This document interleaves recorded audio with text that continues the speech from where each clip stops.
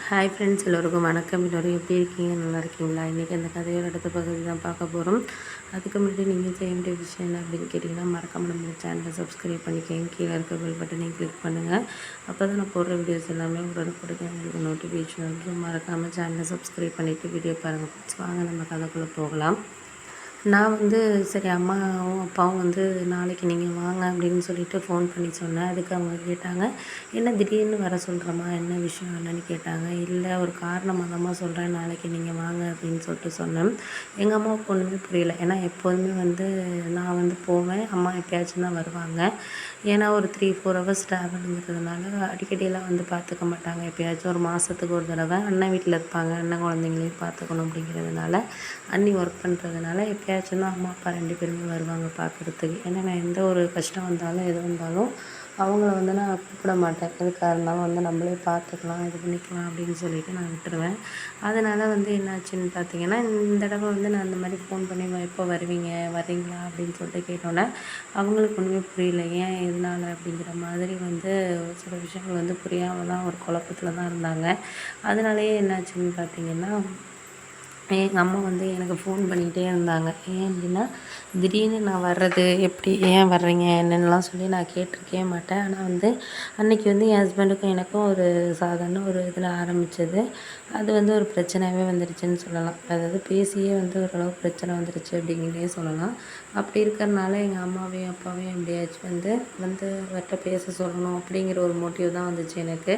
அதுக்கு முன்னாடி வரைக்கும் நான் எந்த ஒரு விஷயம் அவருக்குள்ளேயும் எனக்குள்ளேயும் எந்த ஒரு மனஸ்தாபம் வந்தாலும் அதை எங்கள் அம்மாகிட்டேயும் சரி அப்பாக்கிட்டேயும் நான் காட்டிக்க மாட்டேன். எதாக இருந்தாலும் எனக்குள்ளேயே தான் நான் வச்சு இது பண்ணிக்கவே தவிர அந்தளவுக்கு நான் எதுவுமே காட்டிக்க மாட்டேன் அப்படின்னு தான் சொல்லணும். ஆனால் அன்றைக்கி என்னாச்சுன்னு பார்த்தீங்கன்னா, எனக்கு ஒரு மாதிரி மனசே கவலையாயிடுச்சு அப்படின்னு தான் சொல்லணும். எதனால் அப்படின்னா, நம்ம ஒரு விஷயம் செய்கிறோம் அப்படின்னா அதை நம்மளை என்கரேஜ் பண்ணாலும் பரவாயில்ல, நம்மளை ஏதாச்சும் குறை சொன்னாங்கன்னா கண்டிப்பாக ரொம்பவே ஒரு மாதிரி கவலையாயிடும் நமக்கு மனசு. அதே மாதிரி தான் அன்றைக்கி இருந்துச்சு. நான் அவங்க தங்கச்சிக்கும் சரி தங்கச்சி பொண்ணுக்கும் சரி ஒரு ட்ரெஸ் எடுத்துகிட்டு வந்தோம். அது எப்படின்னா விலை கொஞ்சம் ஓரளவு நார்மலான ரேட்டு தான். அந்த பொண்ணுக்கு ஒரு 1000 ரூபாய்க்கும் அவங்களுக்கு ஒரு 1000 ரூபாய்க்கு சாரீ எடுத்தேன். இதே என் அண்ணன் குழந்தைங்களுக்கு எடுக்கிறப்போ அந்தளவுக்கு கலர் நல்லா இல்லை. ஏன்னா அதுங்க 3rd 4th படிக்கிறதுனால ஓரளவு 2000 ரேஞ்சுக்கு தான் இருந்துச்சு. ஏன்னா அதுங்களுக்கு இப்போ பர்த்டே வந்ததுனால எதுவுமே எடுத்து கொடுக்கல. எங்களுக்கு குழந்தைங்க இல்லாததுனால நாங்கள் கல்யாணம் ஆகி 7 வருஷம் ஆக போகுது. எங்களுக்கு குழந்தைங்க இல்லை. ட்ரீட்மெண்ட் எடுத்துக்கிட்டு இருக்கிறதுனால அவங்க குழந்தைங்கள எங்கள் குழந்தைங்க மாதிரி தான் நாங்கள் பார்ப்போம் எப்போதுமே. அப்படி இருக்கிறதுனால என்னாச்சுன்னு பார்த்தீங்கன்னா, இவங்க எடுக்கிறப்போ நாங்கள் என்னோட அண்ணன் பிள்ளைங்களுக்கு 2 பேருக்குமே 2000 2000க்கு எடுத்துட்டோம். அவங்க அக்கா பொண்ணுக்கு 1000 ரூபாய்க்கு எடுத்தோம். அதுலேயே நல்லா இருந்துச்சு, அவளுக்கு சுடிதார் நல்லா இருந்துச்சு. ஆனால் இவங்களுக்கு அந்தளவுக்கு பிள்ளைங்களுக்கு ஒரு குவாலிட்டியாக இல்லை. நல்லா எடுத்து கொடுக்குறதான் கொடுக்குறோம், ஒரு 2000க்கு எடுத்து கொடுக்கணும் அப்படின்னு சொல்லிட்டு நல்ல குவாலிட்டியான துணியாக எடுத்து கொடுக்கணும். ஏன்னா பர்த்டேக்கு எடுத்து கொடுக்கல அப்படின்னு சொல்லிட்டு எடுத்தோம். அதை இவர் எப்படி பேச ஆரம்பிச்சிட்டாருன்னா, இதே எங்கள் அக்கா பொண்ணுக்கு இவ்வளோ 1000 ரூபாய்க்கு எடுத்துகிட்டு உங்கள் அண்ணன் பொண்ணுக்கு நல்லா 2000 2000 பிள்ளைங்களுக்கு எடுத்துகிட்ட பார்த்தியா, அதுலேயே தெரியுது உன்னோட இது அப்படின்னு சொல்லிட்டு ஒரு மாதிரி பேச ஆரம்பிச்சிட்டாரு. அப்போ தான் நான் கேட்டேன், இது வரைக்கும் என் அண்ணன் பிள்ளைங்களுக்கு நகையாக ஏதாச்சும் செஞ்சுருக்கோமா? இதே உங்கள் அக்கா பொண்ணுக்கு விசேஷம் வச்சப்போ நம்ம எத்தனை 3 பவுன் செயின் போட்டோம், எல்லாம் பண்ணோம். ஆனால் உங்கள் அக்கா என்ன மரியாதை பண்ணாங்க? ஒரு சாப்பிட சொல்கிறது கூட நம்மளுக்கு ஒரு மரியாதையாக பண்ண சொல்லலை, செய்ய சொல்லலை. அப்படி இருக்கிறப்போ நீங்களாம் என்ன விஷயத்துக்காக இப்படி சொல்கிறீங்கன்னு எனக்கு புரியல. அதனால் முடிஞ்ச வரைக்கும் நான் உங்கள்கிட்ட சொல்கிறது ஒரு விஷயந்தான்.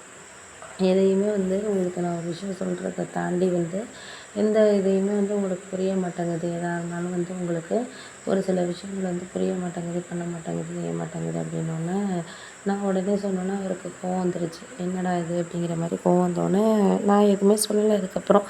சரி, இதுக்கப்புறம் நம்ம இந்த விஷயத்தில் எதையும் அவர்கிட்ட நம்ம எதையும் காட்டிக்கக்கூடாது. எதாக இருந்தாலும் கொஞ்சம் பொறுமையாக தான் கையாளணும். ஏன்னா இவர் இந்த மாதிரி பேச ஆரம்பிச்சிட்டாரு அப்படிங்கிறப்போ இப்போ பேச்சை குறைச்சிக்கிறது தான் நல்லது அப்படிங்கிற மாதிரி நான் முடிவு பண்ண ஆரம்பிச்சிட்டேன். அதனாலேயே அவருக்கும் எனக்கும் சரியாகவே ஒரு மனஸ்தாபம் மாதிரி தான் இருந்துச்சு. அதுக்கப்புறம் எங்கள் அம்மா அப்பா நான் கூப்பிட்டு இவர்கிட்ட நம்ம அந்த என்ன ஏதுன்ட்டு இவர் பேசி நம்ம இது பண்ணிக்கிட்டாங்கன்னா நம்மளுக்கு சரியாக வரும் அப்படிங்கிற மாதிரி நான் ஒரு முடிவுக்கு வந்துட்டேன்.